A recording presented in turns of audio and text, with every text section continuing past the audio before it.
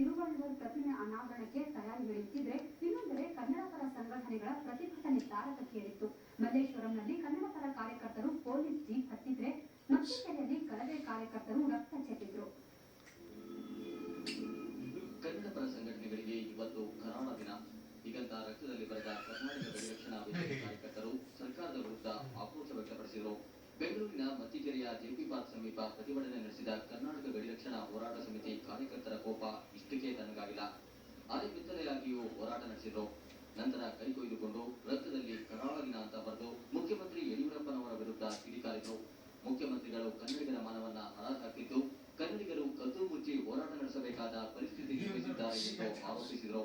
ಇದೇ ವೇಳೆ ಬಂಧಿಸಿರುವ ಎಲ್ಲಾ ಮುಖಂಡರನ್ನ ಬಿಡುಗಡೆಗೊಳಿಸಬೇಕು ಎಂದು ಪ್ರತಿಭಟನಾಕಾರರು ಆಗ್ರಹಿಸಿದರು. ಇಡೀ ಕನ್ನಡ ಹೋರಾಟಗಾರರನ್ನ ಬಂಧಿಸಿ ಇವತ್ತು ಒಂದು ಸರ್ವಾಧಿಕಾರಿ ಧೋರಣೆಯನ್ನ ಮುಖ್ಯಮಂತ್ರಿ ಮಾಡ್ತಾ ಇದ್ದಾರೆ. ಬೆತ್ತಲೆ ಮಾಡಬೇಕು ಕನ್ನಡಿಗರನ್ನ ಅಂತ ಇದೆ.